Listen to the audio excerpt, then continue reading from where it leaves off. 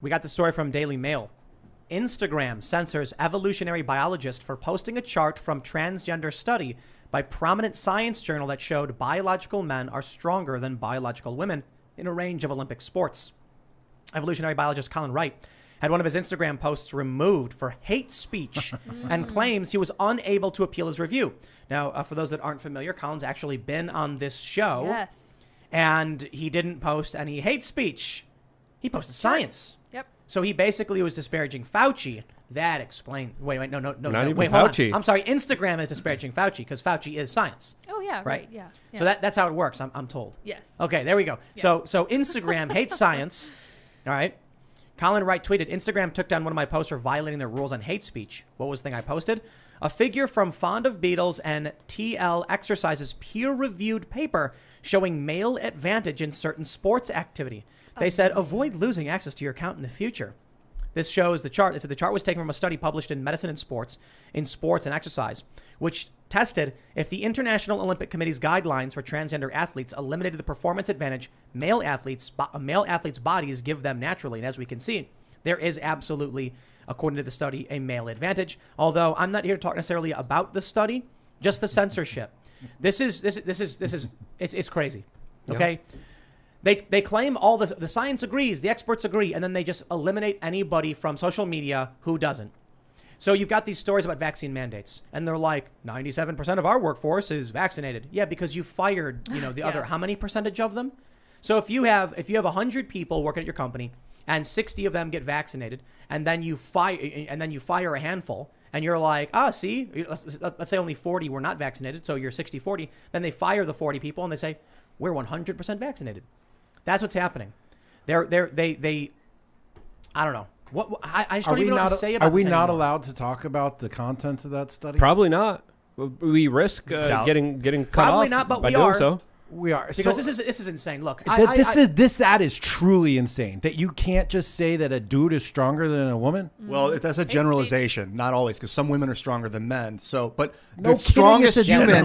No one said that, Ian. That's postmodernist talk. Well, this is the point. We're talking about in general, and the science shows it. There is a very distinct difference. If you're talking about the extremes, the strongest humans tend to be men. Yes. Are exclusively. It's not 100% every time, yes, every way, all the time. You Ian, might have some aberrational human that happens to be a female. Stronger than the strongest You might. man? The point is Ian, you might. You've not actually looked at the bell curve research data on this stuff. I'm just saying it's not that it can never happen. That's the point. No, so when you look at grip strength, for instance. Oh, here we go. We're going to get videos made about this. Absolutely. People always do response videos whenever we talk about grip strength. Why is that? I don't know, because they think it's so... It's like a foot fetish. Weird. There's a scientific study we went over on the fetish. show. And look, I'm going to stress this. Like, this is not meant to be disrespectful towards anybody. We're just trying to talk about science here. And if we get censored, so be it. The strongest... The highest strength for grip strength among women is around the average for a man. In the bell curve for jumping height and distance, the highest end of the bell curve for men has no women anywhere near it. So when it comes to the strongest jumping strength or grip strength, it is exclusively, like the top percentile is male. Now there are some high bell curve women as well who get very close to the top, but it is almost entirely. I mean, you look at look at the NBA. These guys are all 6, 7 feet tall. Yeah. How many people on the planet are 7 feet tall? It's not that many. And that means if there was a funny post I saw that said if you're over 7 feet tall, you have a 13% chance of being in the NBA. No, it's for real. Because even if you're not that good, the height advantage is sought after for the NBA. So this means exclusively people. I will say. It's not exclusive for the NBA. Muggsy Bogues, amazing, showing you that strength and perseverance and talent really does matter. A 42-inch vertical really helps with that as well, right? Dude was amazing. He was amazing. He was Spud Webb as well, too, right?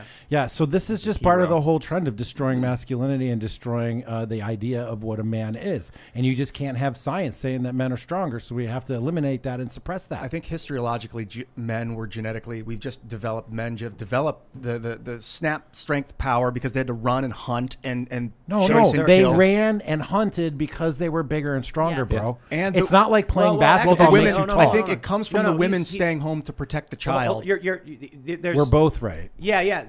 Look, it wasn't like there were two completely gender neutral humans that one started hunting and then became bigger, or one was right, and one wasn't bigger because it was hunting. Right. Natural selection. Yes. Selected for those who are expendable. Right. There's this really cool. There's this really like one last thing on this. There's this meme that's been going around in the men's community and fitness community forever. It's like there's an image of a long distance runner and an image of a sprinter. And people always use that to be like, this is why long distance running is bad for you, and this is why you should do sprinting. And people use that as a way to say that like sprinting is going to make you strong and powerful, and long distance running is going to make you weak and frail. Actually, it's just that those body types are the ones that are most successful in those individual sports. The people who, the people who use that image to be like sprinting makes you powerful are the ones that would also say that playing basketball makes you tall. It just is not logic, guys.